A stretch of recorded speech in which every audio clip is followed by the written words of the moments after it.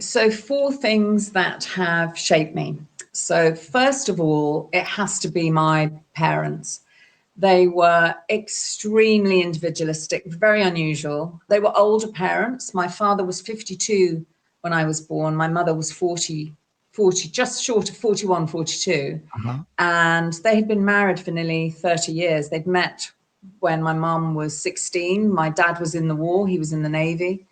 And they were such powerhouse people individually. He had run away.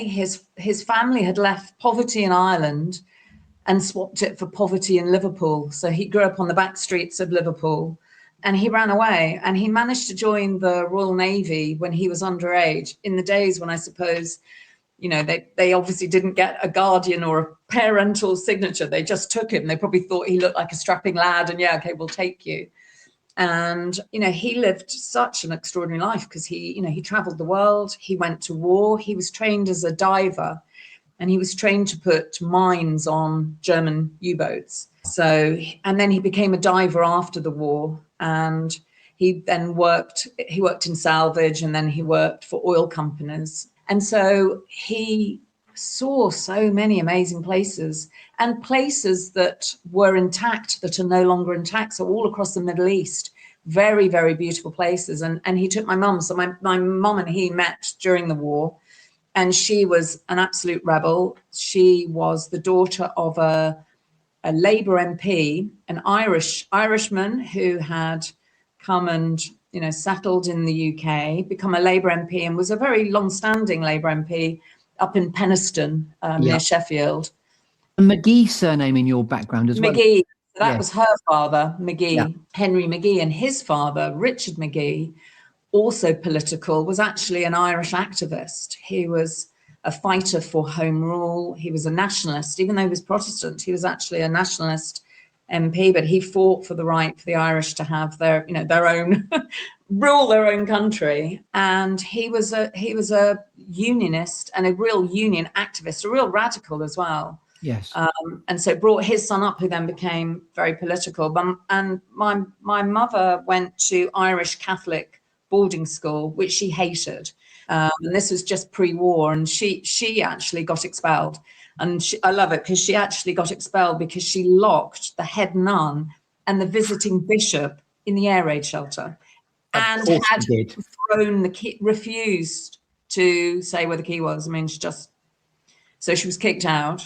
I don't know how what they did to deserve being locked up. The bishop. It was and just very cruel. I mean, later, strangely enough, I then went to Irish Catholic boarding school, and it was very cruel. There's something in Irish Catholicism. There's a real hardcore, which is very different from, say, Italian Catholicism. Or I have Polish friends.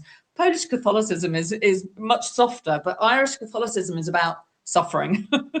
There's something in the Irish temperament. I'm predominantly Irish, a little bit of Greek. There's an element of suffering you've got to go through. So she hated it. She just hated it. She was very, very rebellious.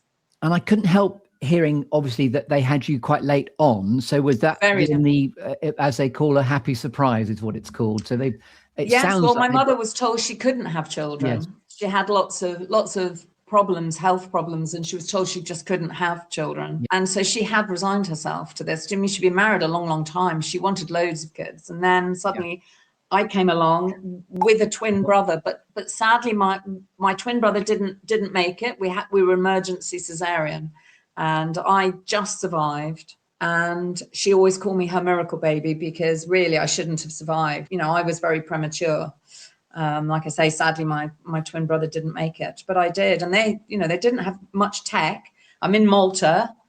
I'm in a little hospital in Malta, but they managed to keep me going. I ask, did you was your twin brother named, or it was just no? And in those days, they just took the baby away.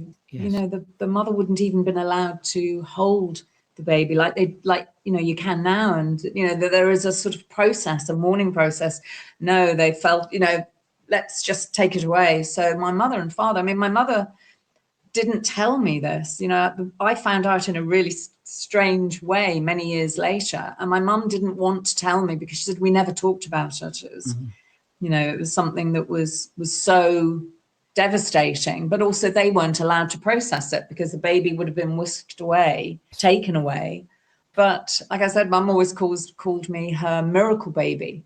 So, I was kind of brought up in that. Also a lovely through line of feistiness, as in your mum's feistiness. And of course, my experience of you is that you're obviously feisty and clear in what you want and how to go. Yeah. And that's, that's, like I say, the big influence is both my parents, but particularly my mum. So she was an absolute out and out rebel. So she was kicked out of school. She ran off with my father against the wishes of her family. They then traveled the world together. And she said when they first went abroad, they went to Bahrain, and it was a real expats kind of enclave. And all these very posh English ladies came, with hats and gloves, and all that heat.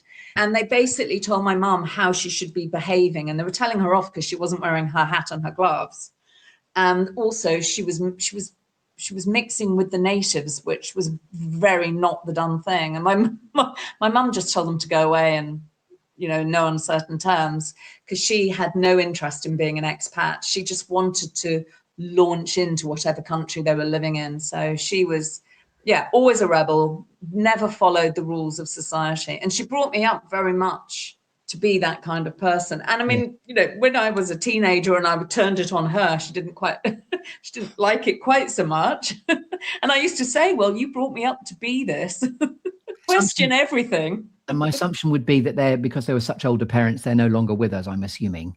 No, my father died years ago, and my mum died over 10 years ago. But I was very, very close to my mum. We had a tempestuous relationship when I was a teenager, but incredibly close when I was a child, and incredibly close once we got through the thorny period of me being was talking of apples. I was like the apple that fell from the tree. I was very rebellious, and I also got kicked out of school as well, much to my mum's horror and disgust. And of course, the question on everyone's lips, presumably the key was found and the head nun and the bishop were eventually I presume so. She didn't know. She didn't care. She hated her school so much. She was naughty as her, but I also got kicked out. The joke is they'll be discovered in 200 years' time and be heralded as being the hide-and-seek champions of the universe. Basically. Absolutely, yeah.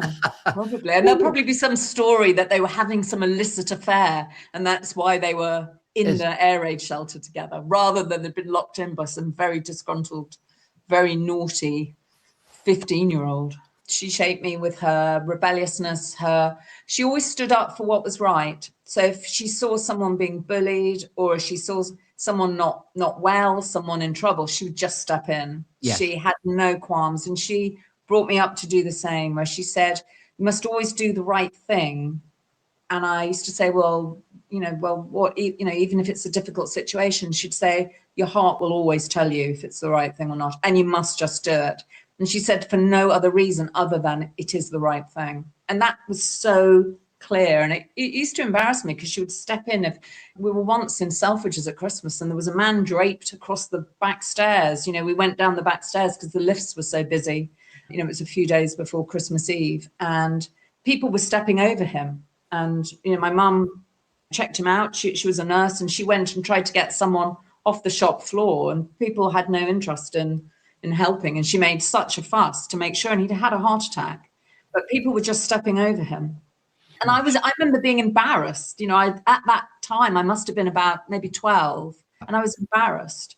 It was like, Mum, don't make a scene. But, my mum felt that to do the right thing, you must do whatever it takes. So, and I've inherited that now. I didn't at the time, because I was embarrassed, because she would just step into situations, and I go, oh no, not again, please no. But now, I do the same thing myself, and I admire her, and she's been the biggest influence for how I behave when there might be a part of me saying, oh, just walk past, don't get involved. But there's that big draw to, if someone's in trouble, I just go over and say, are you okay? Do you need something?